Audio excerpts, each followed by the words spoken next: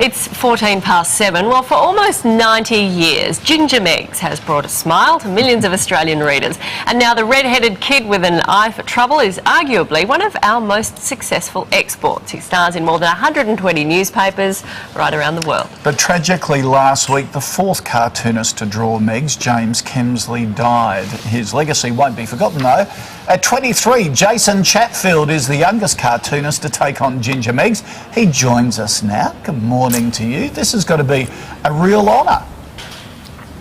It is. It's a huge honour. It's I couldn't have been paid a bigger compliment by Kemsley passing it on to me, and I don't think anyone will ever pay me as big a compliment as that. Tell us what you think Ginger Meggs means to people. What's seen it last so long? I think its longevity is largely due to the fact that everyone can relate to it. He's, you know, he's a 12-year-old kid growing up. He has the same problems as we all did when we grew up.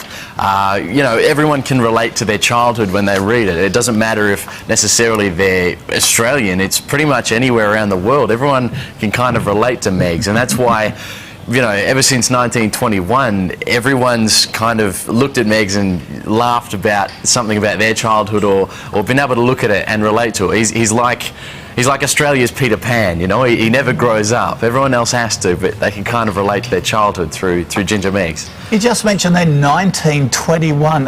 What a history! Yeah.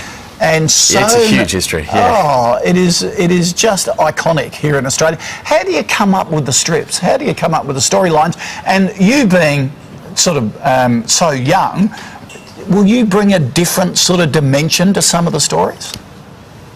Well, I don't think I won't change it. Ginger Meggs will stay very much the same in terms of the story. Yeah, and but being a kid today is different to 1921. You're right, exactly. They didn't have Xboxes and Game Boys back in 1921.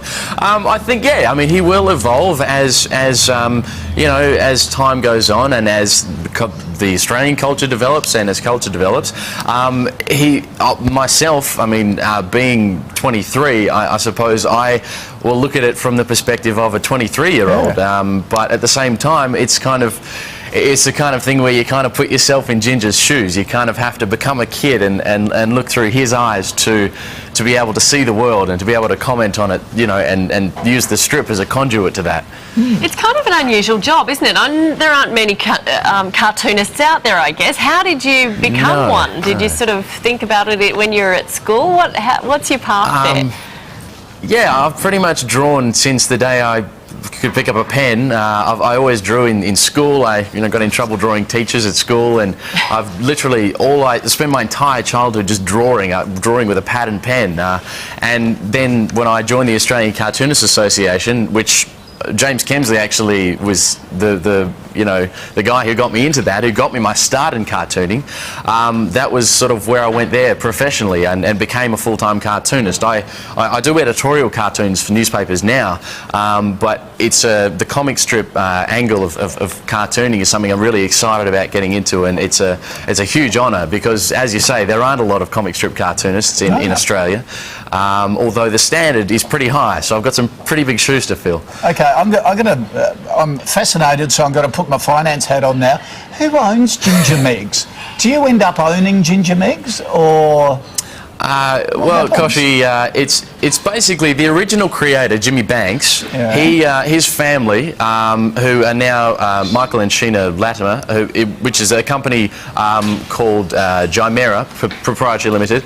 Effectively, they own the copyright to Ginger Meggs. I draw the strip, I come up with the ideas, and effectively I work for them. I'm going to be working very closely with them to make sure that, you know, I keep the strip consistent, and with Jimmy Banks' granddaughter Miranda Latimer, and they're I guess the governing body, I guess, for Ginger Meggs. I didn't never know that. Mate, congratulations! 120 sort of countries around the world it goes to. It is a huge honour. It is so iconic. We're really pleased for you. Yeah, and go the West Australians. Well done, Jay. Hey, you're a Bunbury girl, aren't you? You're a Bunno girl, aren't you? Yeah. Have you been there? Good to see another WA girl on the telly. Exactly. Thanks, Jason. Well done. Thanks very much, guys. What a very nice bloke. And what a great story, isn't it? Yeah. It's fantastic. Good on him. Today's your last chance to enter this.